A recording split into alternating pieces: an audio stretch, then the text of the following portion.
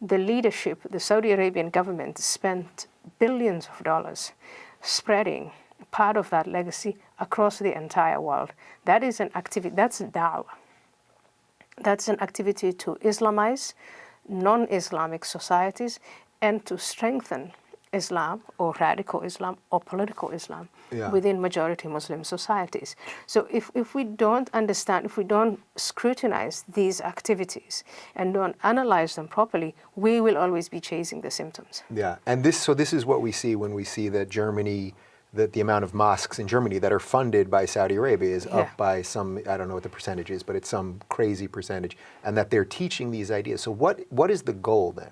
When they say we're, you know, what is the goal of dawah? Is it truly to turn these Western countries into Islamic nations, to have a bunch of Westernized people actually suddenly living under Sharia law? It's to Islamize.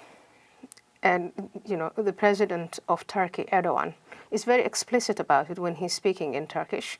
He wants to Islamize Europe. He advises immigrants, Muslim immigrants, to have more children because he thinks that's the fastest way. Yeah. And governments like that of Saudi Arabia and Qatar and Kuwait, they pump a lot of money into Western societies and target immigrant groups and ask them not to assimilate, because to assimilate means less Islamization, and to create these parallel societies where they live by what I call Sharia light. Mm-hmm. And Sharia light always starts with trying to cover up women and establishing Sharia councils where marriage and divorce laws and laws of custody, women are persuaded not to take advantage of or to recognize the normal secular laws that protect them. So this is literally a set of laws that exists sort of parallel to our regular secular laws, but it replaces them, and this is what certain people are living under. It's now become a reality, and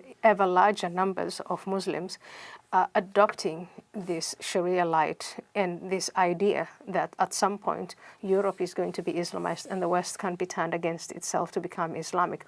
Now, what we see is there are those groups who use force and violence, they use terrorism, and then there are the governments and the legitimates. They're called legitimate because they are not using violence. At least that's how they regard themselves, that are working within the system to expand the number of people who accept willingly that these Sharia-like laws apply to them.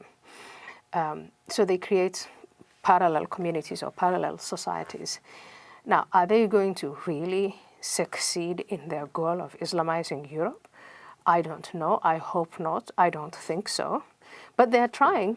Yeah. And I think there's nothing wrong in recognizing the fact that they're actually trying. Yeah.